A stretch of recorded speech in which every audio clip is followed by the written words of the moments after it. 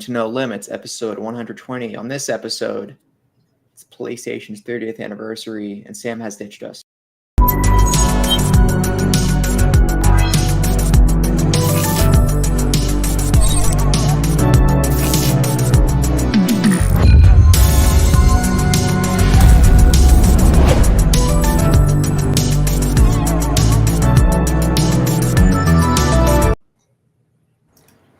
Hello, everyone.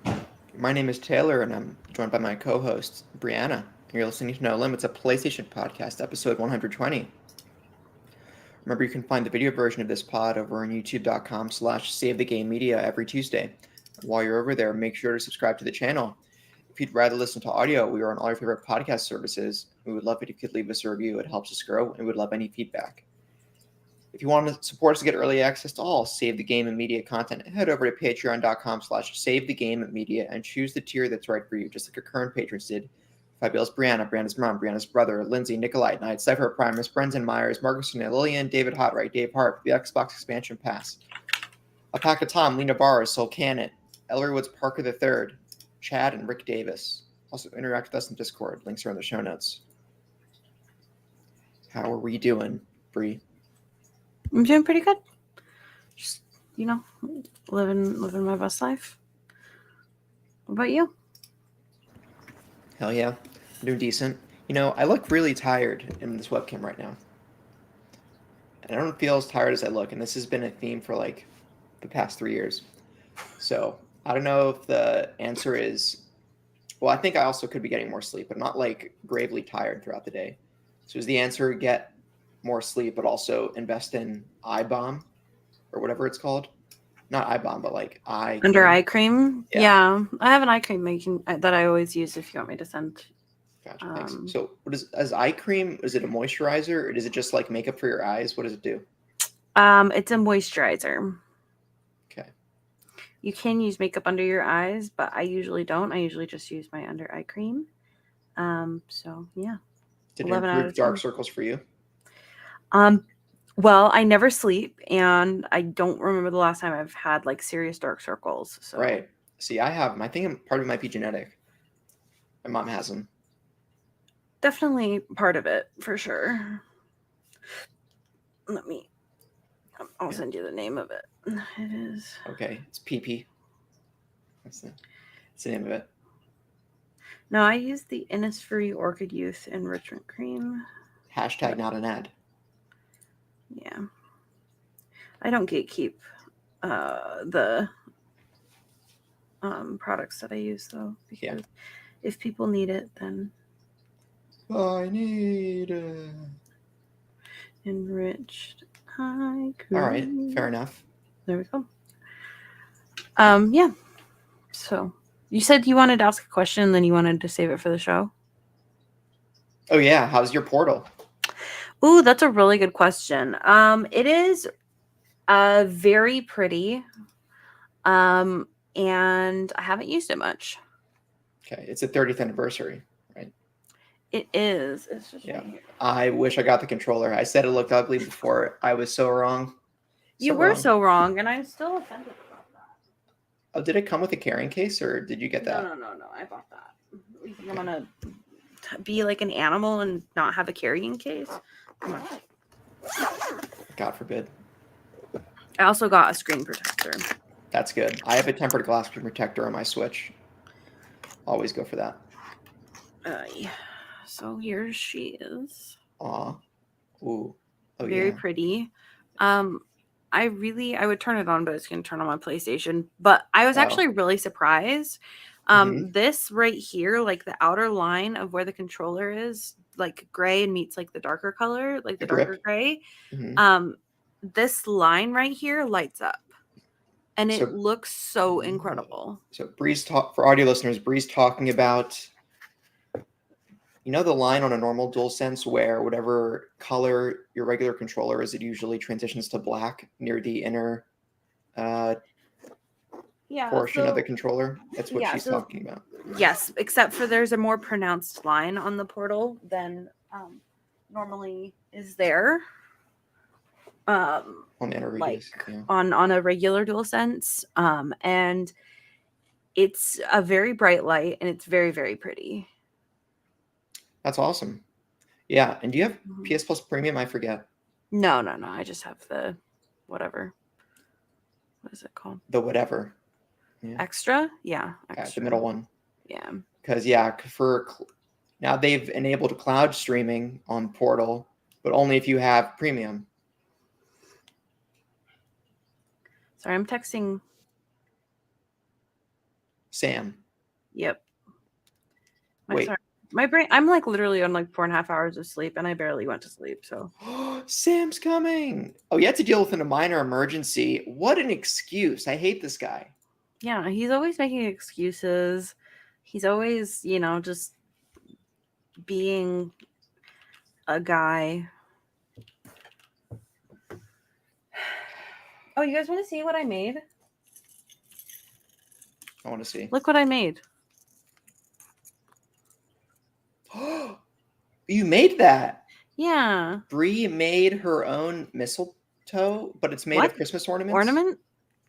So it's ornaments, and it's a wreath, not mistletoe. Mistletoe is what you kiss under. Taylor. Oh, right. You're right. Whoops. That's what I meant. Wreath. Is it wreath? Wreath. W-R-E-A-T-H. Wreath. Yeah, wreath. That's awesome. How did you fit? They're like, so for audio listeners, it's a ton of colored, like Christmas tree decorating balls that are ornaments. Decorating balls. So it's like a little thing that you normally use to make wreaths. It's like there's like a circle thing that you can buy for pretty cheap. And then we just got cheap ornaments, and then we used hot glue. So let me some hot glue. Oh, God. Look who it is. Ew. Welcome in. Ew. I was just showing Taylor the wreath that I made, which he then called mistletoe. Yep. Oh, I can't hear you. Every time. Love it. Sam's silly. Sam's muted. How about now, buddy? Little sure microphone isn't so studio quality now. Oh, that's awesome, Bree. So where are you just gonna put that in your room, or are you gonna hang it up somewhere? Yeah, so we did it as like a little family activity. And so the one that my dad's girlfriend made is going on the front door, and this one's going on my bedroom door. Oh man, look how easy that was to get rid of Sam. We just had to make fun of him once, and he's gone. Yeah, Sam left. That's awesome. Yeah. I wonder, it would be fun to make a wreath out of satanic symbols, or like the Satan star. What do they call it? Summoning circle? I don't know. We'll be able to hear him now. Huh? Can you? Oh, God, unfortunately. So, I don't know why it does that. Like every single time I've had to dip out and then dip back in. It's because you didn't compliment my wreath. Yeah. Here you go. I'll bring it back out so you can compliment it. That is a very good wreath. Thank you. It does have bells on it because I thought it'd be funny because it's going on my door. And my door already makes a lot of noise when it opens and closes. Fair enough. So I was like, now I get to annoy my dad even more. Which is endless amusement. Also, is that a kazoo? A gold kazoo? Not just any kazoo. Is that a metal kazoo? It is a metal kazoo, but not just any old metal golden kazoo. It has. You can't see it. There's a song right there. Is that an Elvish from Lord of the Rings? Yes, Taylor. I can see the font. Just looks a little interesting. It is. So it's not a font. It's music notes. Those were. I couldn't see from the camera. And I don't have any instruments nearby, or I would play it for you. And I'm not going to sing. How much Patreon donations would it take to make you sing? A lot. A lot. I may look like I was a choir kid, but I also don't just like randomly sing. Wait, that's not true. I don't randomly sing in front of strangers. Patrons are not strangers, though, right? Patrons aren't, but other people listening are. Yeah. Toph, what? Get out of here. No. Make Sam sing the song. I'm sure he knows what song it is. Sam's an acapella, I have a feeling. Yeah. He does seem like an acapella group kind of guy. He does seem like an acapella group kind of guy. Tell me why that sounds like such an insult. Yeah, with his little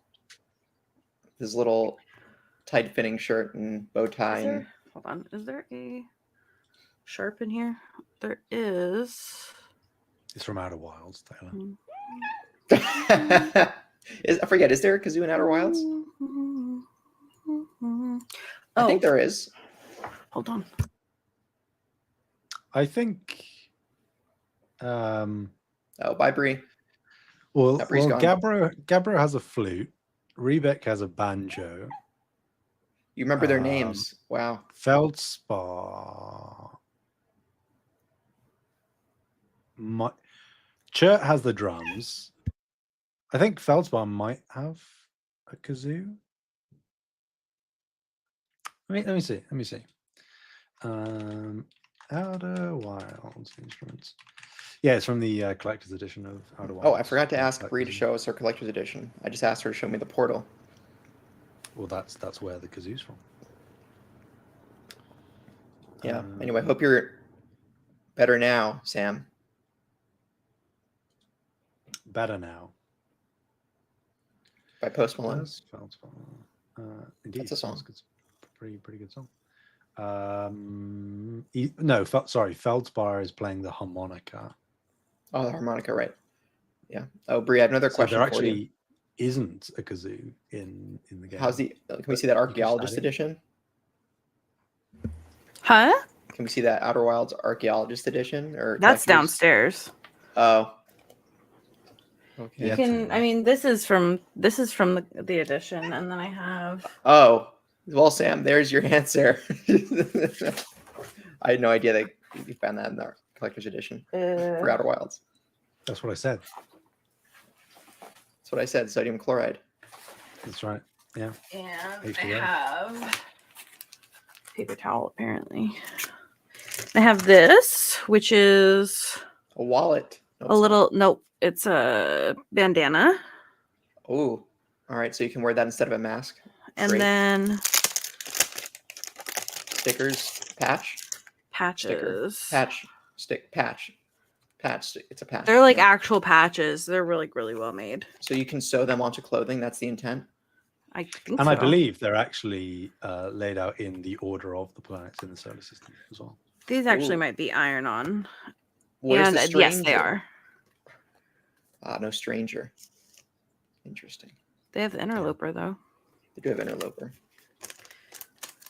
So, yep, pretty cool if you ask me. Are you ever going to use the bag? I have been. That's actually the bag I've been walking around with. Hell yeah. Yeah. Okay, hold on. They're selling a 3D printed mold of the ship unpainted for about $100. Yes, I did. I was aware of that. I was going to buy it before I saw I had to paint it. And I'm like, guys, I'd pay another $50 if you had to paint it for me. Yeah. I also considered it, but I've got the Lost in Cult edition of Outer Wilds pre-ordered, which is shipping sometime early next year. Lost in it's Lost in Cult. It does like behind the scenes, essentially like biographical books about the development of games, and they've written one about Outer Wilds, which has like developer interviews, never before seen concept art, stuff like that. Outer Wilds, but alongside the book, you get a papercraft version of the ship that you can make. And like cool, I think they're like travel style posters for each of the planets, things like that. So I will have a version of the ship made out of paper. And if I didn't have that, I might have, even though I had to paint it, would have gone the other one. No one's stopping you from getting both, just to be clear. Two is too much, you know? Is it? When it's one of the greatest games of all time? Two's a crowd. You can go too far in terms of fandom, you know. I'm pretty sure it's 2's a party, 3's a crowd. I don't know where you heard that.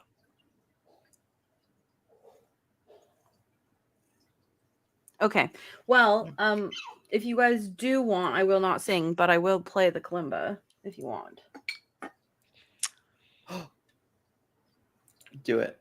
Okay. What's it called? What's it called? Kalimba? Kalimba? Columbo? Kalimba? Columbus? It is a Yes. thumb piano. It's one of my Columbus? instruments. Okay, hold on. Let me just look one more time. Columbus? Okay, I have no idea if you guys will be able to hear this or not, and if the sound is going to even... Actually, can you hear that? Yep. Okay. It's like a tannoy announcement. Mm-hmm. Yes. Do it again. Do it again. Sorry to announce that your flight has been delayed by 2 Do hours. it again. Do it again. Do it again. Okay, I'm only doing it one more time. Okay. Oh my god.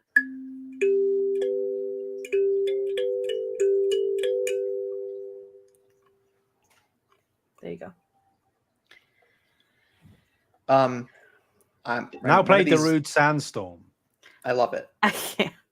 The one of the downsides of having a kalimba is that they don't actually play any of like, you can't play any sharps or flats. It's only just like pure, like you get like one key. And this Really? one's the key of C. Interesting. So is the song... I guess it doesn't matter if the Outer Wild song is in the key of C. I guess it does, because that's the only way you can play it on that instrument that you have there. do you know that one, Taylor? That one's the Avatar song. Oh yeah, that is. Anyways, I won't sit and play it, but yeah. Post-show Kalimba concert one day. Yep. I do want what's called an array Mbira. That's MBRIA. And it's like a kalimba, but like huge, and it does have like incidentals, but it's just basically like you're playing a giant music box. But it's made by like one guy, and they're very expensive. Just to get like the 3-octave is like $2,500. Holy moly. So Yep. They very expensive. One day I'll have one. That's awesome. not today. Looks like right now they have one for $2,900. The rest of them.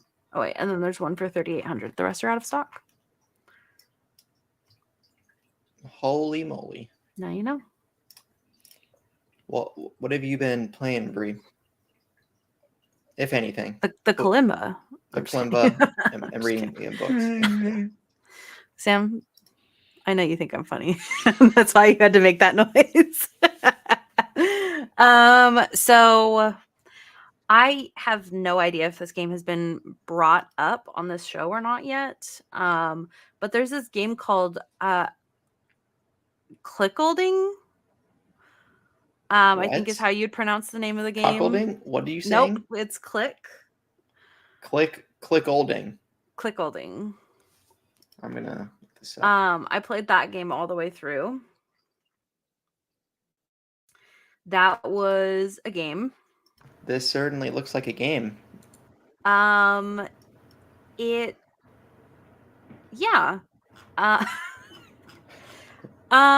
a game. I played all of it. I think it has some it's a really interesting concept. I would definitely recommend it. And yeah, I mean, it takes I think the game says it's 30 to 45 minutes to play, depending on how fast you can click. Mm-hmm. And I don't really want to spoil it too much. It's got a kind of a weird concept, and I think it's worth the time. All right.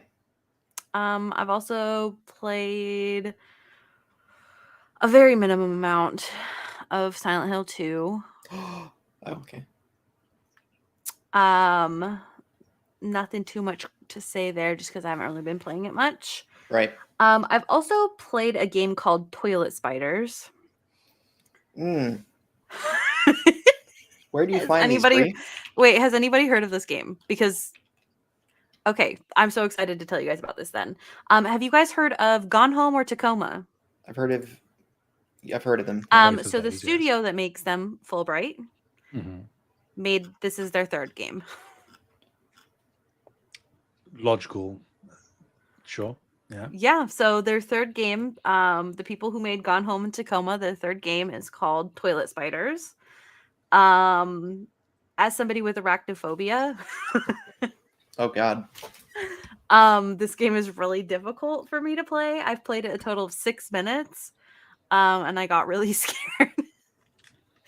It's so it's very the graphics are very intentionally bad, it feels like. But like you basically walk up and there's like Oh. I mean yeah, there's No, you do not. If you have arachnophobia, don't just Google the word toilet spiders, I wasn't because gonna. it just shows lots of actual spiders in toilets. Yeah. So there's something. It's the full game name is Fulbright Presents Toilet Spiders, if that helps you. But yeah, so this is. I was really shocked to see that this was Fulbright because they sent an email out that was like, "Hey, our new game is out." And yeah, so basically, you've got these really big, really scary spiders that just hang out in toilets, or chase you around, and you don't really have any way to protect yourself. Yeah. I, I don't really know what else to say beyond that. I will say that the toilets are like really gross. But they're also like it really is scary because you like have to walk up and open the toilet lid because you're looking for something in the toilet. Like for the first part, you're looking for a key to get out of the room because you're trying to escape. And you don't know which toilet has a spider and which one has a key. And if you open the toilet, the spiders attack you immediately. It's very scary. On the bright side, Tacoma's on sale for $2. Cool. Yeah, I'm trying to stay focused here with the sun in my face. And when I made this setup, I thought that the sun wouldn't get to me. From its position in the sky at this time of year, it's not supposed to be sunny this time of year, but it is this morning. And yeah. So okay, so that's I mean I have I have one other game that I've been playing because Toilet Spiders only got played for 6 minutes because I got really scared. So I've been playing this game called 1000 Resist. 1000 oh yeah, X I've Resist, heard excellent 1000 things times about. Resist. Yeah, I've heard about excellent things about this game. No idea if the X is pronounced or if it's not pronounced, like in the same way it's not for Hunter x Hunter. Pretty sure it's supposed to be at times. 1000 times resist, I think it's specifically That's what I it's like thought, but like it's like a mini action, almost JRPG. I don't think I don't know if I would consider it a JRPG or not. I would say maybe not. You're just kind of so for the most part you're kind of wandering around and like well, from where I am, I've finished one chapter. Well, two chapters technically, although the first chapter you don't know what the number is. So for the first chapter you're kind of wandering around and kind of assessing memories and like kind of stuff left behind by humans. And yeah, I think that as blind as possible on this one that you can go in, you should. But I would definitely say that I do recommend it. And I'm really looking forward to see where this game goes. So those are my thoughts. Awesome. Also, buy Toilet Spiders because Don't because know we about love that one. Fulbright. I think I'll You guys pass, really gonna pass? Yeah. Why? I don't need toilet spiders in my life. But then just imagine you're like, I got 100% achievements on Toilet Spiders. Can't say that's high on my priority list, to be honest. Dude, there was like one of the things because I guess this game was in beta. Not that I even know, like, what. Yeah, I don't know. Like, not that I even know, like, why this game had a beta to say. But they do have some, like, really interesting stuff in here. But one of my favorite comments on their, like, full release is there's a super rare spider variant now, because the spiders are, like, random. But it was requested by a 5-year-old. And one of the spiders knows karate and will come find you. So I thought Okay. that was silly. Interesting. Yeah. That's what I've been playing. Taylor, what have you been playing? Oh, baby. Oh, Well, I've only been playing, let's see, what does Steam say how much I've been playing it for the past 2 weeks? It's ridiculous, especially for how much Taylor plays games.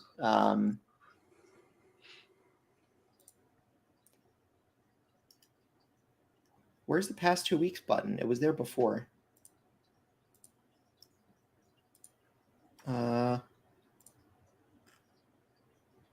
Anyway, I'm fairly certain I've put over 15 hours in the past 2 weeks in Outer Wilds again. Bree getting the collector's edition inspired me to go back and try Echoes of the Eye once again. And oh boy, I am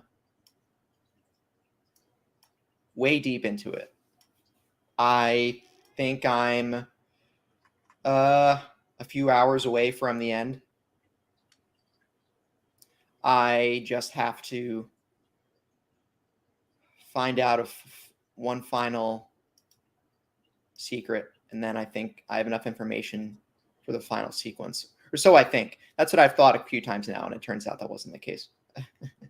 But yeah, Echoes of the Eye, very good. It's rivaling the base game for me in terms of quality, I think. I really just want to be able to add more tracks of the soundtrack into, like, my playlist. Mm-hmm. I'm like, please. I don't know. I just need to play it, but There's a lot of great songs. Yeah. So it is, I'll just say, the DLC has a focus on light. And there are some segments there where I'm like, I'm scared. Like, there's some atmospheric moments, dude. That's the most, maybe that's as specific as I'll get. But yeah, and I also, well, yeah, that's been excellent. And I intend to finish it by the time we record next week. And yeah, that's what I've been playing on PC with an Xbox controller. Oh yeah, how can you do that? No, yeah, the most uncomfortable controller known to mankind. It's actually, some may say. What are you talking about? I think it's a great controller. It's a horrible controller. I think it's awesome. Anyway, God, yeah, Outer Wilds has been fantastic. And that's all what I've been playing. I was going to dive back into Resistance, Fall of Man. I'm going to after I beat Outer Wilds, but I was going to as like, I need a break from Outer Wilds. And then the other part of my brain said, no, you got to figure it out what you were so frustrated with in Outer Wilds. So it's just been Outer Wilds. Yeah. I feel like in a lot of that headspace, if you're in there. Yeah, a lot of deduction games, it's what it's like. It's like, oh, this sucks. I need to solve it. I'll need a big buffer before I try another deduction game. Like if I ever play Obra Dinn, I'll need at least a few months of gap time. Not if you ever play Obra Dinn, when you play Obra Dinn. Right. Who would, you know? Oh yeah. Also, I'm gonna get games today on my Black Friday list. I have my list written down. Dark Souls 3 is half off, guys. So I'm not getting the Dark Souls trilogy this time. Mass Effect Legendary Edition is like what, $5? Nobody likes those games. God, wow. So the Fear trilogy on GOG. You know, the Fear Space Marine 1 on Steam. Gears of War 1 Ultimate Edition on Microsoft Store. Halo Master Chief Collection on the Microsoft Store. Terminator Resistance. It's my list so far. I was Ghost, the director's cut of Ghost of Tsushima was not on sale. And I was really bummed out about it, or the upgrade. It's been on sale before, according to psdeals.com, like for $15 instead of $30 for the PS4 to PS5 upgrade of the base game plus the DLC. But it hasn't happened for this Black Friday sale, and I was shocked. I'm like, surely they must activate it on the biggest day for merchandise of the year, but no, they didn't. So I was a bit bummed I was shocked about that Wukong wasn't on sale. No, I'm just kidding. I'm not shocked. I'm gonna play I just Black Myth wanted Wukong one day, and people are mad at me about that. All right, yeah, I hear you. I hear Sam and Bree are seething. They can't Yep. believe it. But I'm definitely, you can tell. And yeah, anyway, so I was looking at. I was very close to like I'm gonna buy an Xbox. Very close to doing that, but I didn't. Oh, I just brought earlier in the broadcast. I just purchased more RAM. Why? I don't know. It was on sale and could upgrade to 32 gigabytes. So Nice. $50. I'm like, might as well. Also, before the tariffs, I'm like, this is a really low stakes upgrade, just to get it out of the way. Yeah. But I'm not going to upgrade my GPU though, just because I've only had it for 2 years. I'm like, I paid $500,000 not to use this thing for only 2 years, so I'm not going to do that. Yeah, makes sense. But my next upgrade will be my CPU and my power supply unit. Oh, are you going to get a new motherboard? Because only so many CPUs are available for one motherboard. I don't know. I haven't planned it at all. I just know that's the next upgrade that I need. Okay. Do you know how many cores your current CPU has? No. Okay. Well, actually, we can do this live. Bree, if you go to the Windows Start button, go to Settings, go to System, and then in System on the left sidebar, there'll be an About section. What does it say for your processor? I have an AMD Ryzen 5 2600 6-core processor. Oh, okay. You only have a 2600. Okay, yeah, you definitely do for an upgrade. So interesting. Depending on your motherboard, you could upgrade to a 3000 series or 5000 series. I upgraded to a 5700X last year, which I was going to. Oh yeah, that's when my PC decided to die when I moved. So yeah, I upgraded to that last year, and I also got a new motherboard I got a new motherboard because my motherboard, my power supply died, so I got new motherboard and power supply, and that. So depending on how, if you can, I think there should be a program. It might actually be the DXDEG command in Windows that you should be able to figure out the model of motherboard you have. If not, if you got it on Amazon or Newegg, you can find it in your orders. Some motherboards that run Ryzen got updates, BIOS updates that allow you to run later versions of Ryzen processors on the same hardware without getting a new motherboard. So it's worth checking if your motherboard. I might have gotten it from Newegg. If it's that. Yeah. I don't know where I got it. Apparently I can't spell either. Cool. Anyway, Sam loves this talk. Sam loves this. He's asleep. Okay. He is currently sleeping. Sam, before you tell us about the games that you're playing, I do want to just call something out. So there is a game right now that's called Dreams on a Pillow. That is a video game experience about the 1948 Nakba that is trying to be funded. You can fund it for as little as, like, in US dollars, I think it's like $35. What's it called again? Sorry.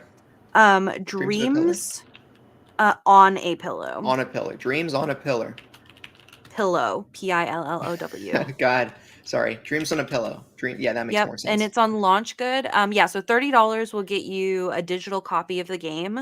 That's the least, that's like the smallest amount you can donate to get the game made. They're trying to fund it. They have 44 days left as of today. And they're at 58,000 out of 194,000. 195 basically. Okay. So the game looks really pretty. I mean, it's obviously based on like a true story and stuff like that. So if you can support it, I just wanted to call it out just in case somebody was listening and was able to support it. So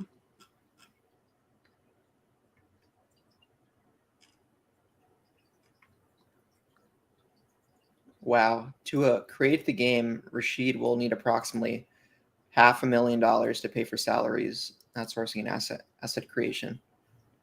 And he's looking to, but he's only looking to donate. I mean, he's only looking to raise 195K. Somehow, he's able to come up with the other 300. Yeah, so basically they have been like trying to get this game off the ground, but as I'm sure you guys can imagine, they've been having some difficulties with getting industry people to fund it, with everything going on. So they've turned to crowdfunding for help. So Awesome. Sam, what have you been playing? I've actually probably had the best week of games this year. Obviously, I'm still, well, not obviously, I guess, I'm still playing copious amounts of Stalker 2 for IGN. I still really like the game, and I'm trying to hold on to the feeling of really enjoying the game. But the way I'm having to play it to complete my coverage is getting very tiresome. So I'm trying to keep that detached from my overall feelings about the game, which are at this point net positive. So yeah, mostly been playing that out of obligation. I have completed a couple more chapters on Rise of the Golden Idol. Still excellent. Living up to the hype. Worth the wait. I also finally, well, I say finally, I've been meaning to sort of get around to doing it, but I've never myself owned a copy of Sekiro. So I've played it before, but not on my console, and I haven't had a physical disc of it. So I was like, well, with the idea of FromSoft being acquired, I was like, it was like Wow. the thing that pushed me over the edge. It was You like, little well, I'm fanboy. thinking, I've been thinking a lot about From Software and what it means, because I thought we don't have to talk about this. This might be like a post-show topic at some point, maybe. But if Kadokawa was acquired and From Software was brought into PlayStation Studios, I've been thinking, would that immediately make From Software the most important PlayStation studio? No. Considering their standing, their positioning, their success, their widespread appeal. Because Naughty Dog on the back foot right now, optically, obviously, I think there's a lot of Insomniac. dissent going on. You say that, but their margins are much tighter in Insomniac because of all the licensing money that they have to pay out. FromSoft is just printing money. Every successive game is consecutively more and more successful. And if they were brought in post Elden Ring, exclusive or not, their next project is going to be a major draw globally. Sam, where does the capitalism consumption end? I mean, they can't just keep going up. They have to plateau somewhere. I'm just saying. I'm not saying it has to go up. I'm just saying where they are right now. I think they've already said too that they don't want to do another Elden Ring again right now. I think they said they wanted to return to something more linear, like their games usually are. So I don't think that they're trying to like build off of Elden Ring and be like, hey, what if we triple the size of Elden Ring? Sure. I don't think they're trying to do that. So I think that they're going to be okay. But I mean, regardless of that fact, whatever their next game is, whether it's an established IP, a sequel, or a new IP, the bandwidth that they have mainstream because of Elden Ring, I think, sets them up for the same level of success. Not necessarily guarantees it, but I think that people like Naughty Dog, they kind of have to not win back favor, but they kind of have to reprove themselves after fumbling the factions thing, wasting time on that, and then people being divisive over Last of Us 2. I mean, I love it, but a lot of people didn't. And then Santa Monica, they haven't proven themselves outside of God of War. So what does the new IP look like? Whereas FromSoft just seems to be from success to success, getting bigger and more popular. So yeah, I mean that was one's just a like thought experiment I had. I mean, for FromSoft, I feel like that one's just like a let them cook. They don't really Sure. have to do much, right? Yeah, that's what I mean. Like, it's just going to be a money printer for Sony if they brought them in. Yeah. No, No, I think I definitely agree with you. That FromSoft is going to be the moneymaker. Yeah, they're going to be the ones so twerking. Yeah, that prompted me into picking up Sekiro, and I've done the first couple of hours of that game again. I'm not necessarily sure I'm going to go full steam into it at this point, but I would like to complete it again on my account. One of the most anger-inducing games to ever exist. Only if you're bad. Sekiro. I've heard the Ishin fight. People are like,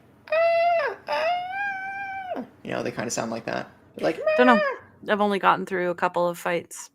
I heard I got to like I don't even know the guy's name, but he was like a horseback rider dude. And yeah, that's like the first main fight. Yeah, he pissed me the hell off. I was like, would it annoy you if I said I got through him on my second try? It would annoy me, yeah. Which I think was what you wanted. Good thing he didn't say that. I mean, I just did. And the other thing that I've been playing, is Yamam, which I don't think I'm going to say too much about, is 1,000 Times Resist. Wait, what? You've been playing it too? Because I actually turned Bree's attention towards the game. I wasn't. What is this collusion? He said, "If you don't play this, I will shoot you in the head." Oh wow! All right, you don't have to like put my DMs on blast, okay? With a water gun, of course. Right. Well, that's all that's available there. That is true. That's true. Can you get what is gun? You can't buy a gun, can you, Sam? In the UK? I mean, legally. I mean, you can, but it's so stringent that it's practically impossible. Again, I've never seen a gun in person ever. Oh, really? I've never seen an active weapon. I've seen a gun in like museums and stuff. Your cops don't carry guns, do they? No. I just heard a bunch of gunshots last night. It was great. What? But you're in the yes. I thought you were in the cool part of town. Oh, okay. That's forever. Words.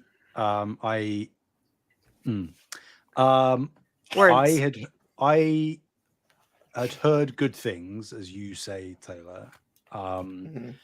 Certainly not a game traditionally that would be for me. I don't think. No, because for all intents and purposes, to answer your prior question, this game is, for all intents and purposes, a walking sim.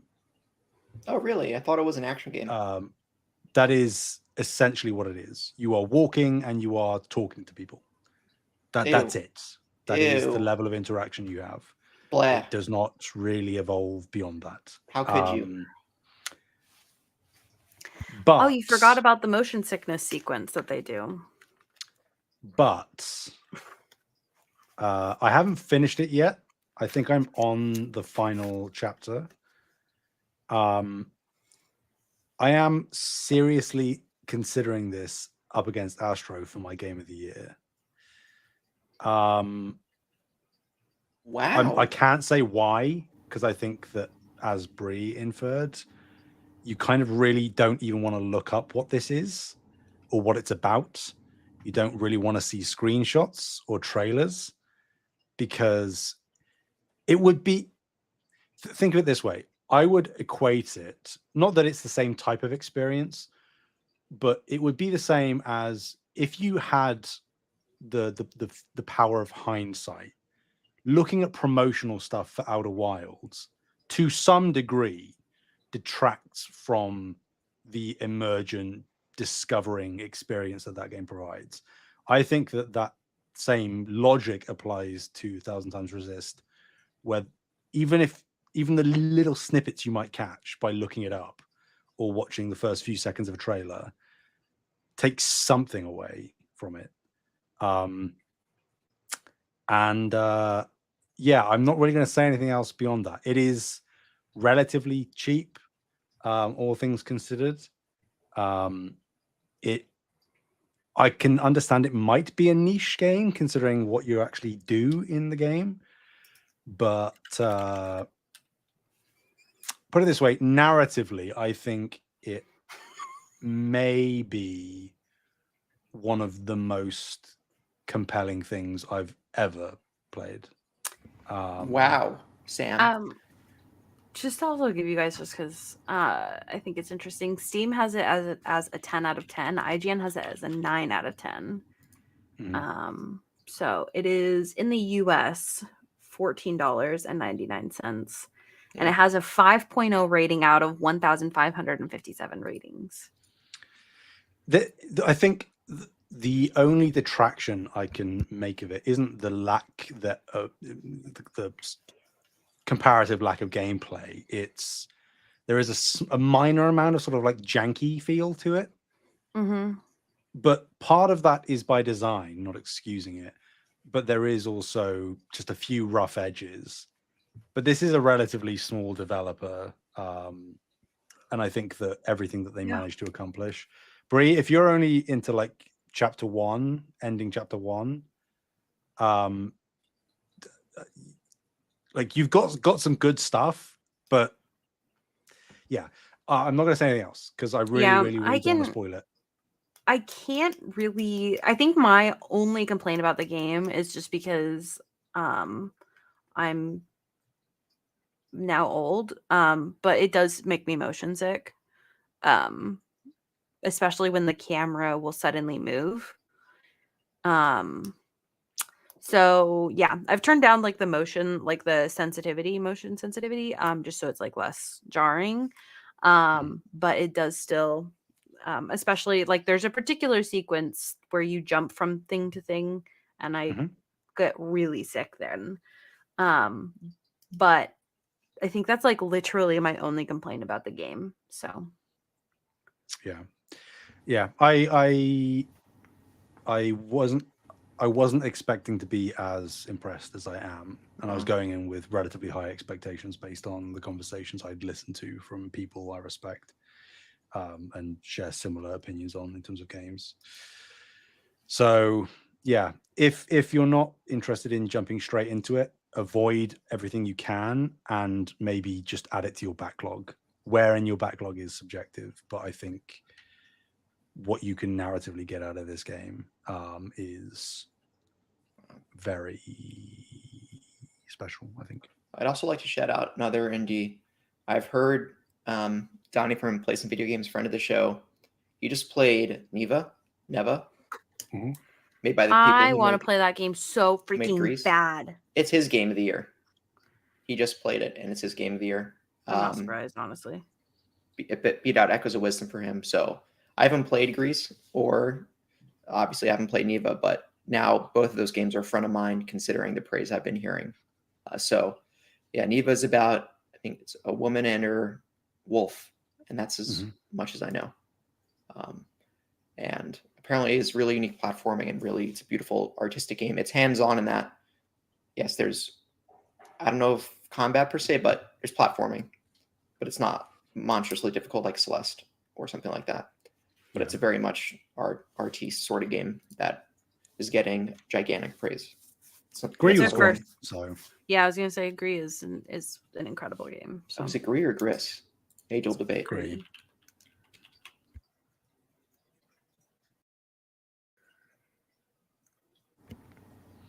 That's what I've been playing. And I will probably be finishing Thousand Tons Resist tonight because I need to see if it sticks the landing. Well, guys, I have a tweet here from Nomada Studio who made the game. They said, for people that wonder, Grease is pronounced Grease, Grease, and means gray in Spanish, French, and Catalan or Catalan. So see, but to me, it sounds better as Gree. It's Grease. So it's going to be Gree for me. It's Grease. How does it make you feel, huh? Greasy. Makes me feel like everybody was wrong because you said Gris. So Who said Gris? You. I said Grease. You No, you said didn't. Chris. You said Chris. Ew, no, I meant to say Greece. Oh, With an E, well, not an that's I. not Sure what you you did. said. Oh god. Oh god. Okay. Very funny. Also, the Dark Souls trilogy is $40 on Amazon right now on PS4. That has all Y'all 3 discs play on Dark one. Souls 3. It's so good. I shouldn't. I really shouldn't, guys. But I've been like, Oh my god, so there's I, not I've a been a little better bit of a DLC. physical media dilemma where I'm like buying all this stuff on PC, but I'm like, will I ever actually have it on PC? If I don't have it physically, do I really have it? And then I'm like, no, I'm not going to get physical games because that'd just be adding more plastic to the world. And I don't think the But world the needs plastic's more. already there, Taylor. So you taking ownership of it and making sure that it's cared for properly, as opposed to an irresponsible collector, that's probably a better But Sam, thing. me buying a new game physically signals that there needs to be more plastic made. But on the other hand, if I buy it used, the developers don't get their money. But if I buy it used, then it's a net zero in terms of plastic waste.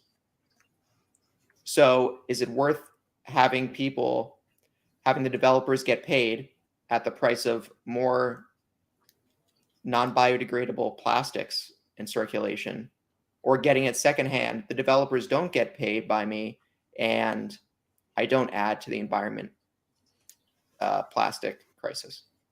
I mean, you could argue that the copy that you buy day of release or at release, whatever, that's already been manufactured anyway. It has, but it tells the company that they should print more copies of the game physically.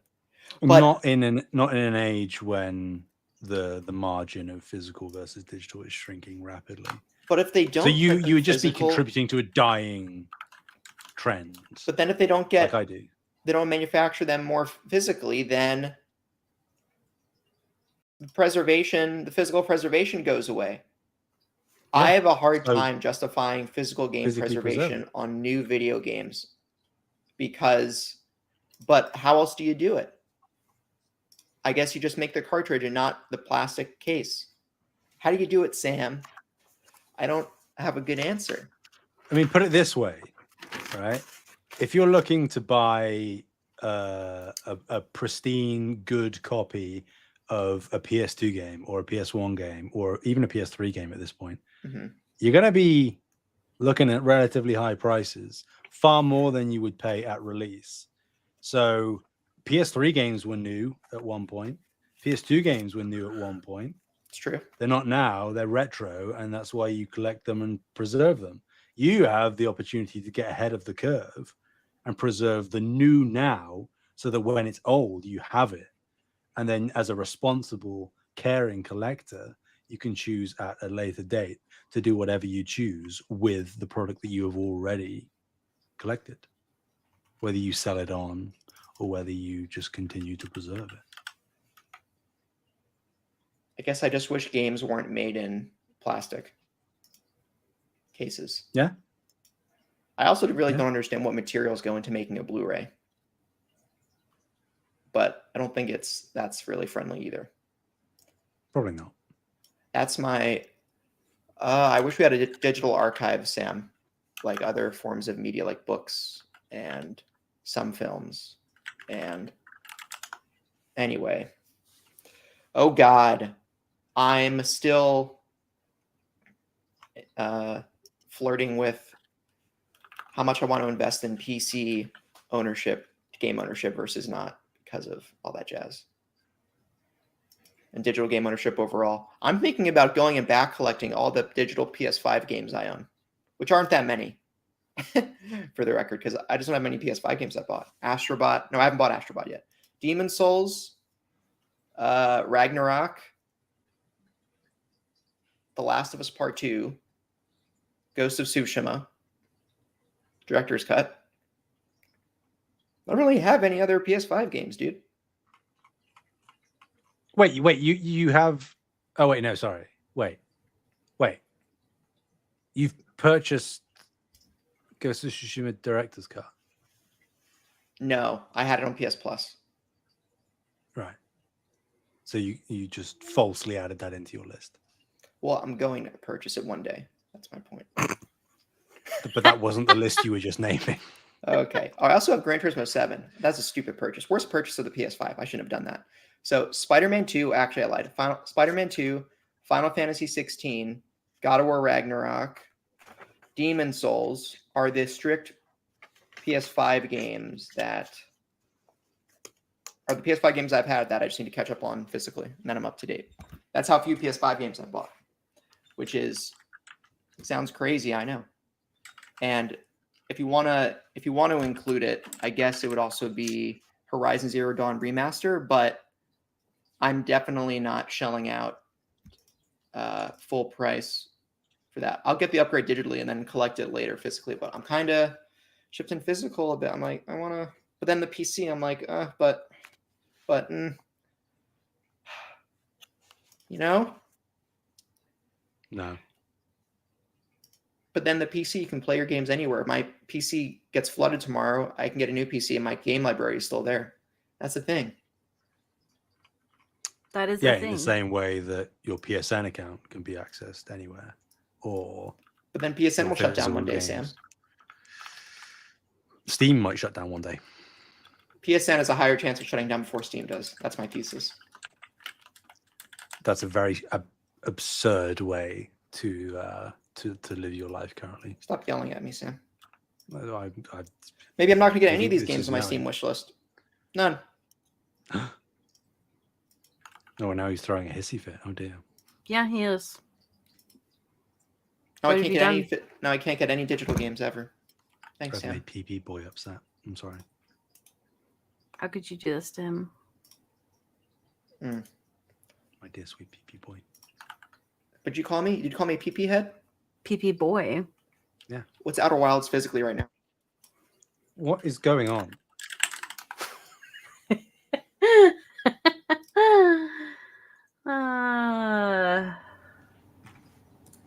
Anyway, I should stop before I get... That's silly. Whoa, the Archaeologist Edition. Of course. Ships Q1.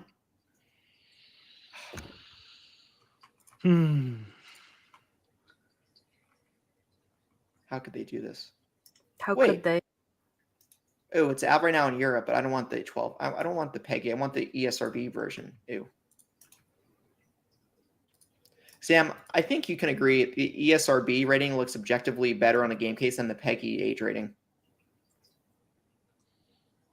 Can we disagree on this and go? I don't have any horse in this race, so okay. I don't know. I care even slightly, but I'll agree with you to make you happy.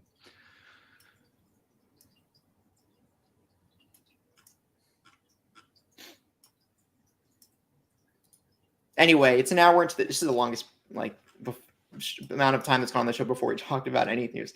There's a lot of news to go over. This is going to be like a 2.5 hour show, guys. You ready? I'm really excited. We have another podcast to record, so keep oh my god! Oh, I also finished The Penguin. Very good show. Taylor. Oh god! All right, let's just start this right now. All right, let's do some quick hitters. All right. So PS Plus monthly games and wait, Sam, show me your 30th anniversary controller while I'm reading. Anyway, I'm mad that you have one. I want one. I know I do. The US doesn't have the yellow case. Okay. Anyway, some quick hitters. PS Plus monthly games and 30th anniversary festivities. 58 minutes and 40 seconds into the show, baby. So the PS Plus monthly is okay. PS Plus monthly essential games for December are It Takes Two, Aliens Dark Descent, and Temtem. It Takes Two seems cool. I'm gonna play it with one of you guys. Yeah, let's play it, Bree. Okay. Okay. What? Sam's probably already played it. Sam, have you played it? Come on, say you have. I haven't actually, no. Oh, well, there's no 3 people. It Takes Two, is there? Yeah, I guess I'm sharing out a lot. Anyway, in the PS Plus classic titles for PS Plus Premium, add Sly 2, Band of Thieves, Sly 3, Honor Among Thieves, and the original Jak and Daxter. This now makes the entire Sly trilogy available via the Classics catalog. Let's go. Yeah, PlayStation also has a free online multiplayer weekend from December 6th through December 8th. There's a sweepstakes from December 10th to the 23rd where PlayStation is giving away 30 months of PS Plus Premium. To enter, you have to purchase a PS Plus Premium also known as Deluxe in some regions, membership, and play any game from the Classics catalog. If you're already a PS Plus Premium or Deluxe member, you just play any game from the Classics catalog. And from December 3 to December 9th, PS Plus members get 30% off 100 top movies on Sony Pictures Core, including Spider-Man Into the Spider-Verse, Uncharted, and others. From December 10th through January 10th, purchase any 12-month PS Plus membership, any PS Plus membership tier, and you get movie credits to use on the Sony Pictures Core app. And movie availability will vary by region. So, got some sweepstakes for owning PS Plus, and you got your new monthly essential and classic titles. It's good that they're fleshing out premium at a relatively aggressive rate, which I think is good for the Classics catalog. Or let me rephrase that. It seems like Sony's adding to the Classics catalog at an aggressive rate, which is good. And these are PS2 titles, so the slide PS2 games should be playable natively. Yep. Is that true, right, Sam? Yep. Yeah. So there you go. Support, say. Okay. And also, they did suggest that was only the beginning of the PlayStation Plus Classic editions for the month. Those 3 games, they did infer that there was going to be more stuff, which makes sense considering it's the 30th anniversary. So, yep. Sorry, Toph's trying to eat me right now, so I'm trying to power through it. Uh-oh, Sam's screen froze. It's just me? No, his screen did not freeze. Sam's screen is frozen. Oh, God. Anyway, maybe I'll just get the second one, too. This is really quick. And PlayStation has confirmed the PS2 has sold over 160 million units since 2000, holding its place as the best-selling console ever. why do you think Nintendo still haven't done anything about the Switch 2? Sam, they're not that petty. They're just going to extend it out as long as they can to try and get 160 million line. It's going to keep going, but they're not going to win. Anyway, they'll cross it eventually. Anyway, who wants to talk about my man Shoebox? I shouldn't call him Shoebox. To me, so I'll do it. If my name was Shoe, I'd want my nickname to be Shoebox. A legend in the. Yoshida. He will be missed. Shuhei is most well known for his stint as president of PlayStation Studios during the PS3 and PS4 years. 2008 to 2019 was his tenure. Of course, then succeeded by Herman Holst. Shuhei has been head of the PlayStation Indie Initiative for the past several years since he was technically demoted. He recently announced in an interview on the official PlayStation podcast, leave PlayStation effective on January 15th, 2025. Quote, I have an announcement to make. I'm leaving Sony Interactive Entertainment on January 15th, 2025. It's like announcing the launch date of a new game, something I haven't done for a long time. He continues, I've been with PlayStation from the beginning, and this is my 31st year with PlayStation. And when I hit 30 years, I was thinking, it may be about time for me to move on. You know, the company's been doing great. I love PS5. I love the games that are coming out on this platform. And we have new generations of management that are coming out. We have new generations of management who I respect and admire. And I'm so excited for the future of PlayStation. So, you know, PlayStation is in really good hands. I thought, okay, this is my time. I joined Ken Kutaragi's team in February of 1993 when they were still developing the original PlayStation. Ken's team had only engineers. Everyone was engineers. And I was the first non-technical person to join the team at the company. Sony Corporation at the time started to plan to bring PlayStation to market. So it was 31 years ago. Throughout the time that I was involved in game development, there were so many great games and great teams I was fortunate to work with. And every year going to events like DICE Summit was so much fun because some of the for the Game of the Year many times. When you're in the industry, if you get involved in one Game of the Year game, you are so fortunate. But I got nominated almost every year. However, among all of those times, one stood out for me in my memory as something really, really special. Was when Journey got Game of the Year award. PlayStation small game. You can finish playing the game within like 3 hours. But that game, against all these AAA industry, the creator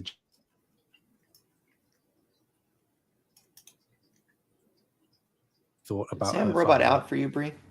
Yeah, just barely. What? Sam, your internet's a You little. cut out a little bit. Your internet's being a little stupid. Okay, well, if I'm struggling,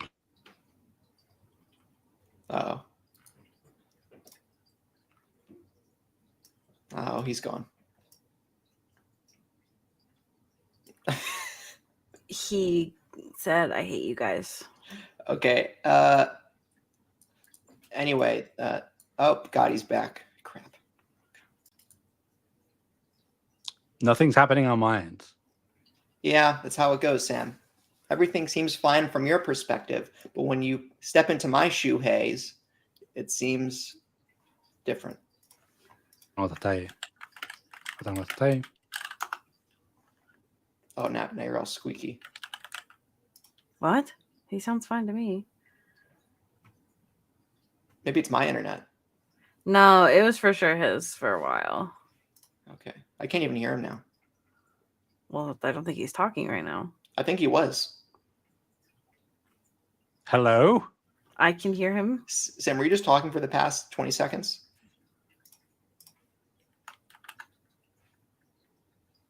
Anyway, I'll pick up for Sam. Shuhei was saying you can finish playing the game Journey within like 3 hours, but that won Game of the Year against all these AAA titles. I think for the first time in the industry, the creator, Genova Chen, did a talk at the summit. And he talked about a letter he received from a girl who lost her father, and she thought about her father, and she was able to move on in her life. The whole audience stood up, and the whole room was filled with happiness and an amazing feeling that this small game could have such a big impact on people's lives.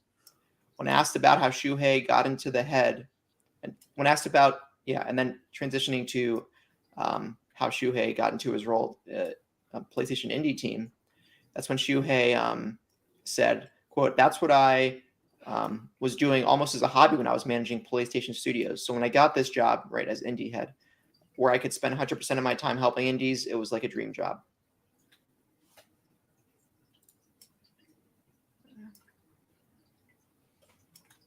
Yeah, I think that I think most people agree that like Journey is a really special game. And if you haven't played Journey already, you should definitely go play Journey. I haven't played Journey. What are you doing here? Get out. Can't be that great. It's genuinely one of the greatest games of all time. Don't. It's probably mess with okay. me. See how much does an Amazon?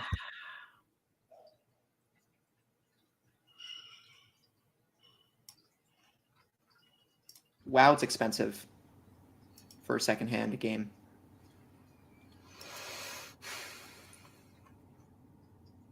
Yeah, no one wants to part with it.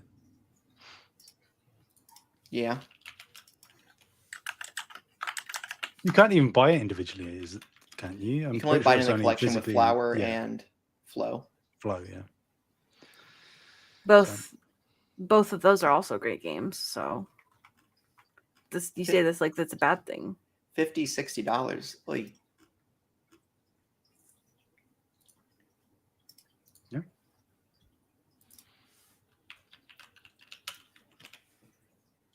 Bye, Shu. We'll miss him so much. I know. He did say he's staying in the industry though, right? Like he's Yeah. not retiring. So He's going to Xbox. Could you imagine? Could you imagine? That would be so funny. Honestly, so real of him, you know? I mean, I think the most iconic moment of Shu, it was Shu in the video, right? Where they said, "This is how you play used games on PS4." And he just handed his coworker the game. How dare you besmirch Adam Boys like that? Oh, his name is Adam Boys. Yeah.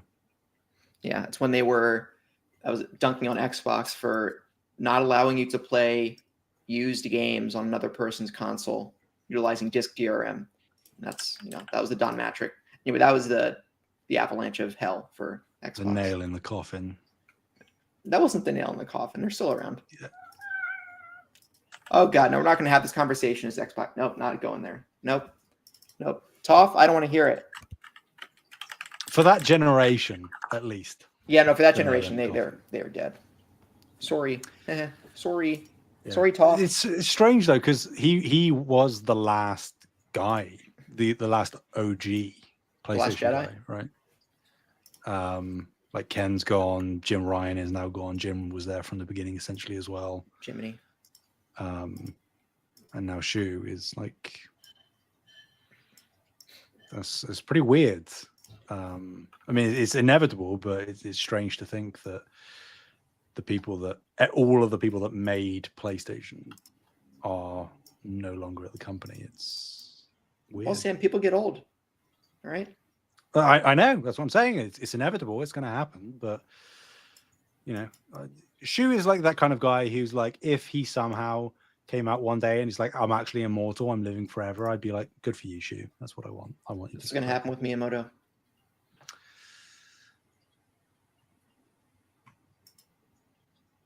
If you say so. What? What does that mean? I mean, they're all getting old, Taylor. Like it's just, you're going to wake up one day and the news is going to break. Like the sooner you accept it, the better. He's 60, Sam. He's not 80. I'm not saying it's happening anytime soon. I'm just saying, like, I'm the same goes for Shuhei. No, Shuhei's 60. The day that news breaks, I'm going to be heartbroken. Miyamoto's in his 70s, I believe. Yeah, get it right. I knew that. Anyway, yeah, you guys were really sad about this, and I'm just like, all right, big wig a step down. How can you look at Shuhei and then see that he's leaving PlayStation and not be upset? He's like the happiest man alive. Like you look at his face and it just makes you want to smile. I don't know. It's unclear to me, the consumer, how Shuhei improved my life.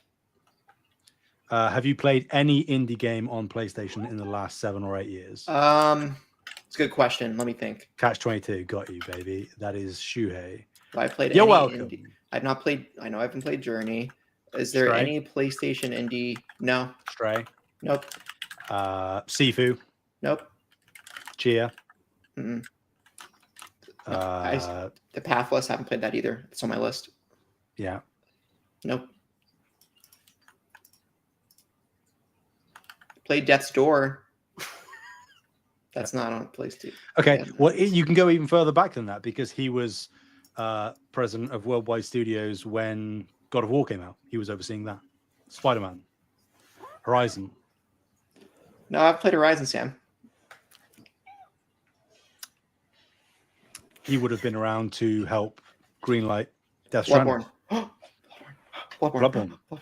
Yes. All right, fine. Hello, yes. Uh-huh. It says we should move on. All right. No, I do really like Shuhei. I really am sad. I don't know. I don't think I will ever forget the interview between Greg Miller and Shuhei for Beyond when they talked about Journey. Did Shuhei speak English? Or do you have a translator? He speaks English. Yeah. Oh, really? Cool. Yeah, I actually really like listening to him talk. He's just such a like. Are we jolly discovering guy. in real time that you've never seen Shuhei Yoshida? It's just a face to me. Yeah. You should listen to that interview. Have after you seen you play like Journey? Any PlayStation conference or state of play or showcase? I'm glad you said that because I felt like I was going crazy. I was like, I swear he's talked during a show play before. I wasn't really tuned into that kind of stuff until like 2018-ish. Well, Catch-22, because at the 2020 showcase, he was the one that debuted Demon Souls. He said it's very near and dear to me. Taylor, we may be discovering that Taylor just actually doesn't know who Shuhei Yoshida is. I know who Shuhei Yoshida is. No wonder he wasn't sad. I'm just not a big. Yeah, it all makes sense. The dots are connecting. I don't. Cool. Sorry. Sorry, I don't keep parasocial relationships with my executives. I can feel the ADHD slowly overcoming my body. I don't know what I'm supposed to do with that information. Uh-oh. Time to crochet. I don't have my crochet with me. It's downstairs. So. F. Anyway, do you want me to like go and watch every Shuhei interview ever and come back next week? Yep. Please do. Yes, he'll come back next week and start sobbing, open mouth sobbing during the show about how Shuhei is leaving, and you don't want him to. Okay. Make it look as sincere as possible, please. Oh, yeah. What'd you say about that? Also, we do expect you to be able to quote anything he's ever said publicly. So That's right. I know what he said publicly before. What did he eat for breakfast, Taylor? What do the Japanese eat for breakfast? No, I'm not gonna say something racist. Okay. it depends. Wait, what about is rice and egg? Isn't no. Isn't that common in? If you're talking about a traditional Japanese breakfast, it will have some kind of like fish, miso soup, rice. Egg? A little egg. No egg. Not for breakfast. They usually, if they eat egg, I think it's probably with lunch. Most frequently you see eggs for like omurice, regular omelets, tamago, which literally just means egg. Tamagoyaki. So like the rolled egg. Oh, cool. Sam, stop scrolling. Do you know what I'm actually doing? I'm scanning Twitter to make sure that PlayStation haven't made an announcement about the third. So, gotcha. All right, fine. Moving on. PlayStation is reportedly already working on a dedicated PlayStation 5S handheld. Wow. Sony has started work on a portable console that can play PS5 games natively, according to Bloomberg. Bloomberg said that it was years away, and Sony still might cancel the project. But Sony is considering the move to specifically, pointed out, compete with Nintendo's handheld dominance and ward off any potential handheld competition from Xbox. Phil Spencer said that Microsoft is, of course, exploring making a handheld and said that a potential portable Xbox was still also a few years away. This comes to us from Ollie Walsh at Polygon. Vita 2, baby. Let's go.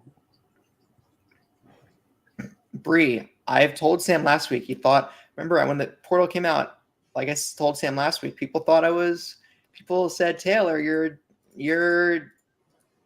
a big dum-dum.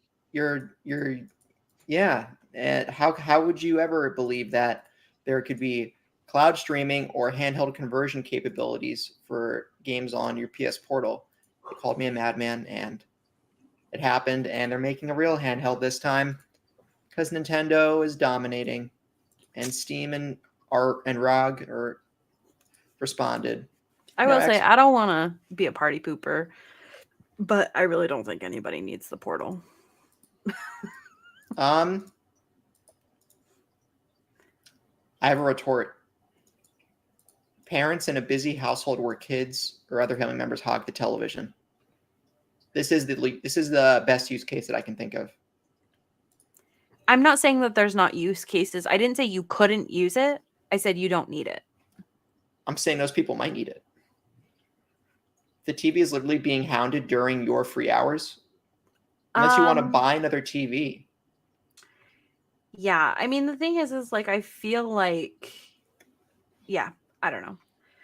I love the Portal so far. I haven't gotten like a lot of time with it. But yeah. I'm very excited for an actual PS5 handheld. If it's like an actual handheld, like competitor with Switch, then there's a good chance I'll buy it. But I will say the Portal is very pretty, especially when it's on and it lights up. It's very nice. But wonder how much it's going to cost. What, Sam? I wonder how much it's going to cost. It's going to cost a kidney. I'm going to get a PS Vita. Sam, did you have a PS Vita? Yeah. I just want to play on. I don't know where it is. I just want to play Uncharted Golden Abyss, then not use it anymore. Damn. Everything else that I've noticed has been ported. Tearaway, Persona 4 Golden.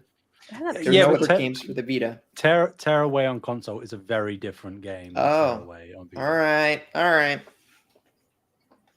Tearaway was made for the Vita. Play it on doesn't Killzone get a game there? I'm making that up.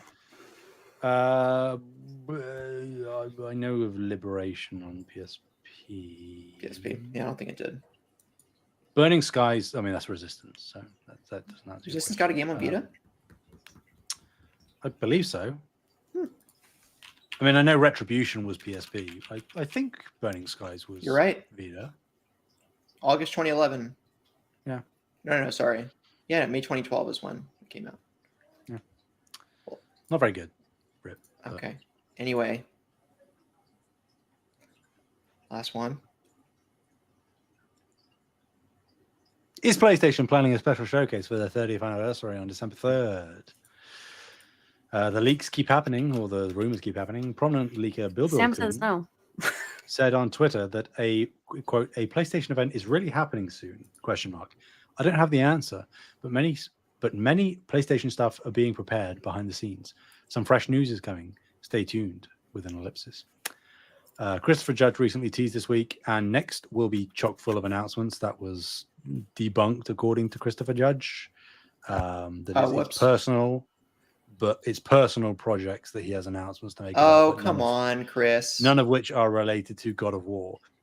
That doesn't necessarily exclude like what we talked about, Taylor, last week, that it could be related to just him confirming he's voicing Kratos in Secret Level, the animated thing on Amazon. But yeah. And of course, December 3rd, which is less than 2 days away at time of recording. I can taste will be it. imminent when you're listening to this or watching this. That is the 30th anniversary event date. So, do we think anything's happening? No, stop it. Nothing's happening. We have a question, don't we? Which ties into that, which we can just rope in here. What was said? Kyle said, "Do you think an announcement is coming this week?" Question. Yeah, for anything. As part of the celebrations, I assume is the question. Yeah. Bloodborne 2. No remaster, no this, none of the Super Maintenance December 3rd stuff. None of it. I will say, I want to put it to bed because I was having a bit of fun with this. There is the maintenance happening on Bloodborne on the 3rd. As far as I'm aware, that is a routine thing that happens every year. Just happens on the 3rd. Not necessarily specifically on the 3rd, but like the beginning of December every year there is a maintenance thing. And I don't know much of anything else beyond that. I think whether it happens specifically on the 3rd or not, I don't know. But I do think that a state of play is probably the most likely scenario here. They did that for the 25th anniversary in 2019 when the Game Awards was also delayed to the 12th of December. They did a state of play. I think the state of play was on the 10th. And they typically announce state of plays at most 2 days before, but typically the day before. So if there was to be one happening on the 30th anniversary, it would be announced tomorrow. But I'm not confident. But if we don't hear anything state of play wise or showcase or anything, there will be something at the Game Awards. So that's not in the next week, I guess, to answer Carl's question, but you'll get PlayStation news soon either way. Yep. Okay. It's not. No Bloodborne, no, none of this. No Bloodborne, but maybe this God of War remaster trilogy. Taylor. Or anthology. One day we're going to get more Bloodborne, and Nope. you're going to be wrong. Nope. Yeah, Bloodborne is next year, Taylor. That's the 10-year anniversary Stop. of Bloodborne. It's not. So, because, we're imminent probably for the announcement of the Kalakawa acquisition. So FromSoft is in-house now. So any of the barriers that are preventing FromSoft from doing anything with Bloodborne. Non-existent. Exactly. And Kalakawa have already said they've got like over 20 projects in the works across all of their teams. So Yeah, well, it's not happening. one of them is a Bloodborne thing is probably relative. What'd you call me? Say it again.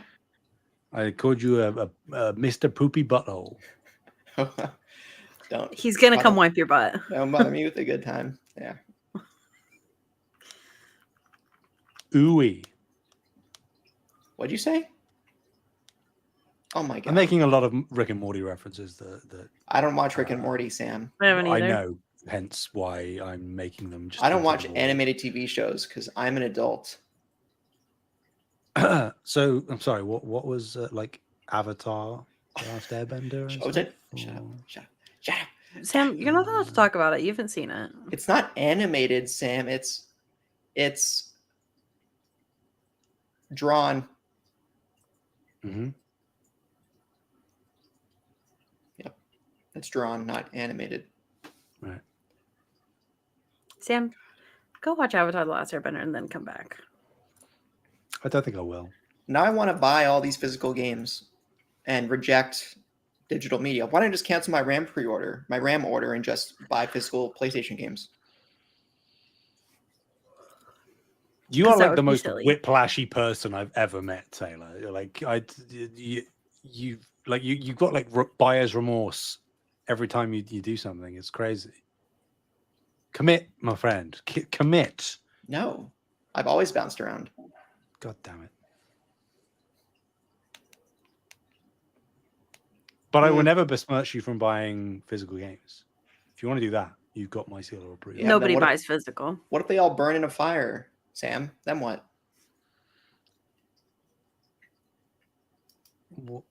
What if all the Steam servers burn in a fire? What's more likely, Sam? My physical collection gets damaged or that Steam shuts down?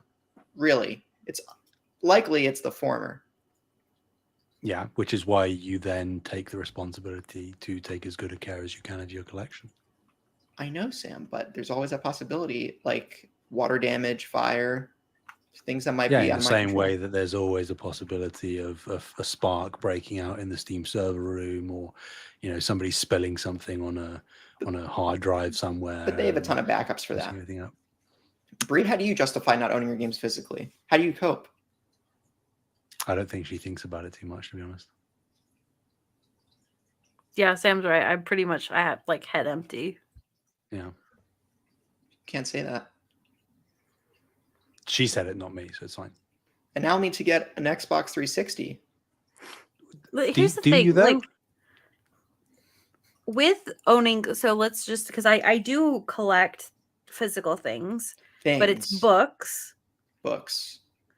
Because like I'm collecting special editions of these books. Like it's not just like the book just exists, right? Like I do buy books sometimes, just like the normal if I feel like it, but just due to lack of space, like I'm just only getting special editions basically. So that's something that I'm buying because there's a limited edition. Like there's some sort of, this looks really pretty, this brings me joy, that kind of thing. With games, I don't like the way the cases look. Most of the time it's not some sort of special edition, like it's just taking up space that I already don't have. And on top of that, like the chances of me being able to play it outside of wherever digital market I bought it in is like slim to none. So what's the point to be heartbroken over not owning the physical copy? That it could go away at any point. This whole country could blow up right this second. Yep. There is no guaranteed object permanence to anything, digital or physical. So why not just pick the one that you prefer and go with that?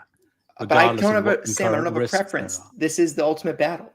But it sounds like you do. It's just that you are concerned about the ever-present risk of damage to physical media. And you therefore choose automatically to default to the convenience of digital. Or my PS5 when in reality, if you had a choice and a preference deep down inside you, you probably would go physical. Don't. You shut up.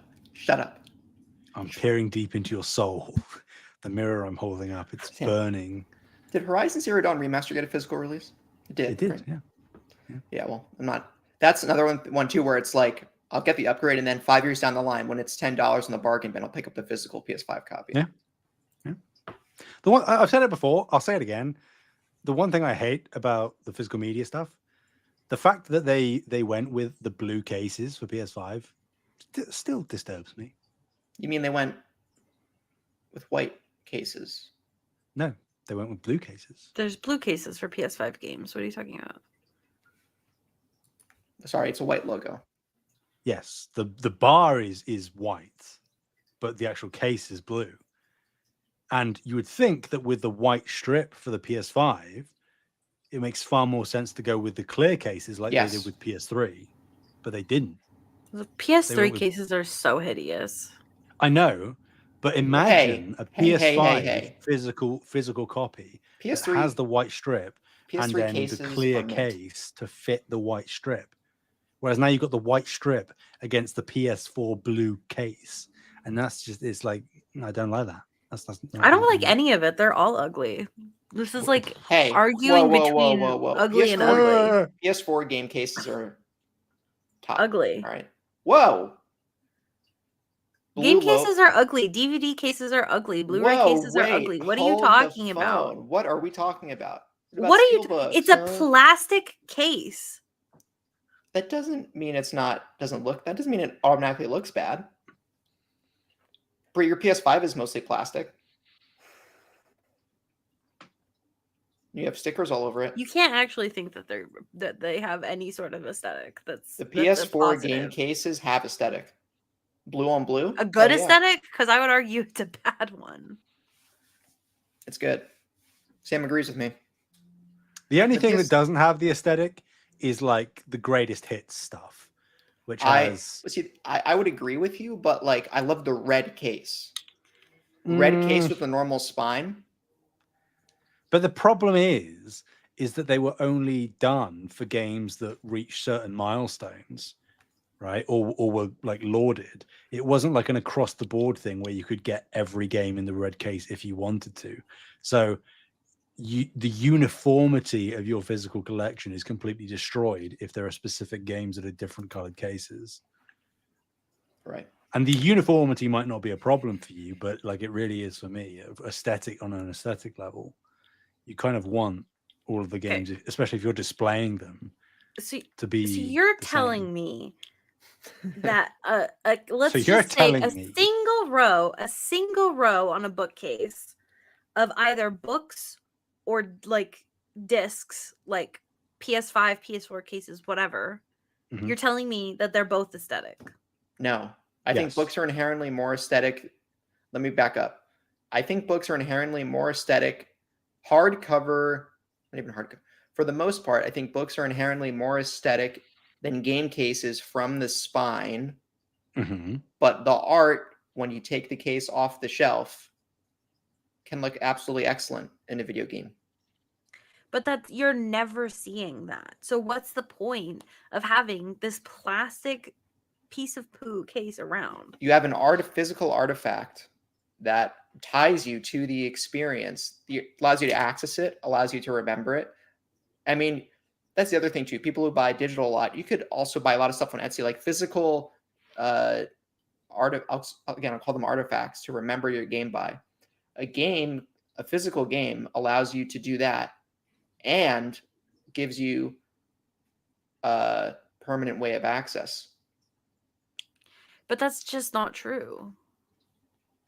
At the very least, it provides a tangible outlet for your purchase.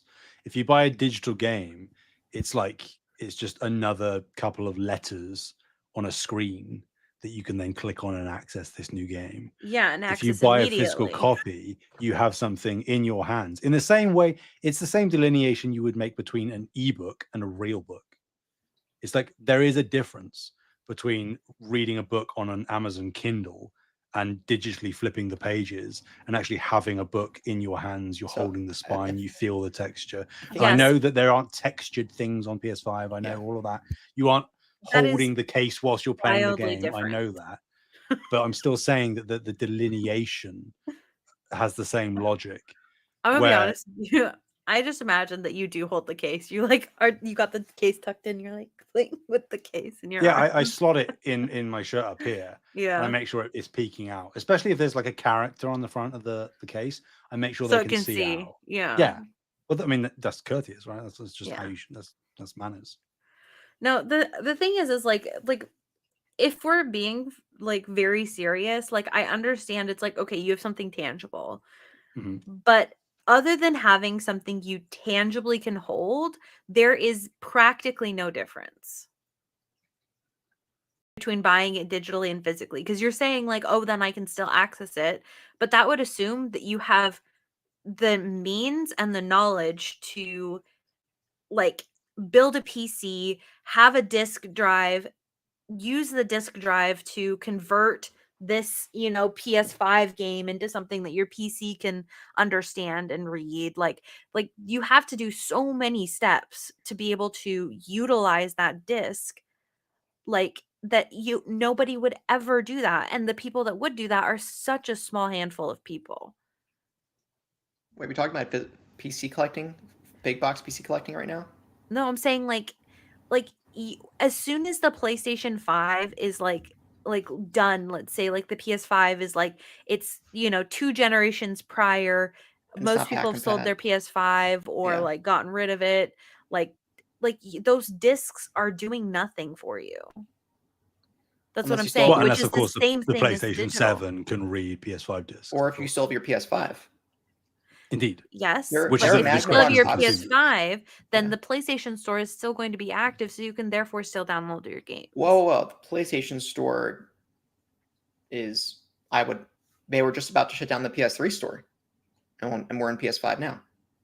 So I wouldn't rely on the PS Store being active. But the PS3 was when they were just barely starting to get Well, I into know, the but store. they have the power now to shut it down or not. And they were about to shut it down, and there was outrageous backlash from a vocal minority, and Sony decided to keep it open, thankfully. But for now, they're going to shut it down within the next 1 to 3 years. Wii U eShop, 3DS eShop have already shut down. Right? I think unless they do a complete clean break with a new generation at some point in the future.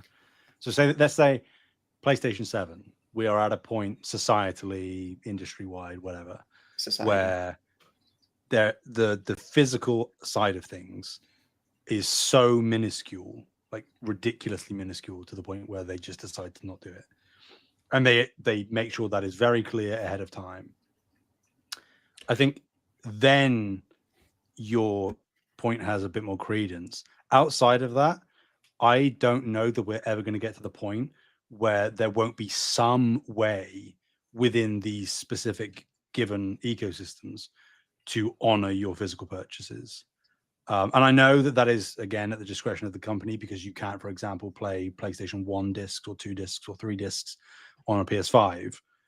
But I think in an age where backwards compatibility is becoming more and more important, and like you say, the technology is getting more and more advanced, where PlayStation 5 can read PS4 discs, and you would imagine PlayStation 6 will also be able to read PS4 discs, because the difference between PS4 discs and PS5 discs are relatively minuscule. So there will be uniformity to it, where I think that, like you say, from PS3 onwards with the digital stuff, there was like a standardization of how these things work, and they haven't shifted too much away from that since. I think that to some degree will continue into the future, and therefore, even if it's a niche and an increasingly more niche thing, there will still be a way, at least within PlayStation talking, here. Yeah, but what I'm saying is that the PlayStation, the newer PlayStations being able to understand older discs is, like you said, at the discretion of the company, in the same way that the digital marketplace is at the discretion of the company. Yep. So what I'm saying is like, for me, there's no point, like there's no difference owning the physical versus the digital, besides the fact that the physical is taking up space in my room. Yeah, and it does all just boil down to the discretion of the consumer, right, and the preferences. Yeah, like I will say, if the tangibility means something to you, then I think it doesn't matter the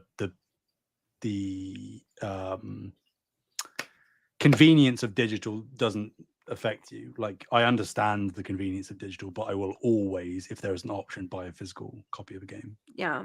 I will say I just want to completely like not include steel cases, because most of the time those are like some sort of limited edition. They come with some sort of artwork inside of it. That's like a completely separate thing, just to be very clear. I do think that steel cases, like special editions, collector's editions of games, is like a totally separate thing, just to be very clear. Yeah. Because Xbox are doing that right now, right? Like from Halo Infinite onwards, all of their first party games haven't had a disc in the physical copy, and the physical copy is essentially relegated to the premium edition, where you get a steelbook. Also, outside of that, I don't think you can buy standard physical copies. Certainly not now. Also, a lot of their discs are partial installs of the game. You cannot play the game because part of the game is still not on the disc, because Xbox Series discs are limited to 50 gigabytes. The Blu-rays PlayStation uses are up to 100. So if the base game, I guess that for PlayStation, if a game's bigger than 100 gigabytes in the base game, you'd also need an online component to use the full game. But or 2 discs like Rebirth has, right? Or 2 discs. But for Xbox, more so, it's you need the internet to play the thing, and that's why you can't get a physical copy of Starfield. That's why I actually think for Xbox there really is no point to buying Xbox Series, because you can't buy Xbox Series games digitally. There's a very limited incentive to buy Xbox One games digitally. The only incentive is really back compat 360 and original Xbox games. Yeah. So it's like there, it's already going away, and it's meh. Anyway, I'm done. I need to figure myself out and stop rambling about the stupid physical. Go wipe your butt, Taylor. Oh, it's already wiped. All right. Is it? Yeah. Is it? Yep. If you say so. Wow, you don't believe me. Well, Sam said you had a poopy butt. I think we've talked for like an hour 40 minutes. We've only had news for 30 minutes of it, and it's awesome. Yeah. That's how these things go. Anyway, and I guess we can't do it, guys. We have to go. Taylor has to go wipe his butt. Yeah, we have to record host first host after this. Not host first host, but a crossover episode. No, try and watch some of Quantum Mania before. You're gonna watch Quantum Mania. It sounds like a chore, Bree. It is. So then why do you do it? For podcast. Please look inward if your reason for watching a movie is just for content. I think that is exclusively what it is at the minute. The content? Yeah. I mean, there's been points that I like. I mean, last week I had a good time. Sure. This week, I have a bad feeling. Uh-oh. I have a bad feeling about what Ant-Man is not supposed to. What Ant-Man is going to do to me. Anyway, wow. Thank you all so much for listening. You can find us at youtube.com/SaveTheGameMedia. Discord, Patreon links are on the description. Where can people find you? If you haven't wiped your butt today, please wipe your butt. Where can people find you, Sam? Anywhere and everywhere. That's on HEA anyway. All right. What about you, Bree? You can find me at Fabulous Brianna, FABULIST BREANNA. All right. Thank you. Until next time. Bye-bye.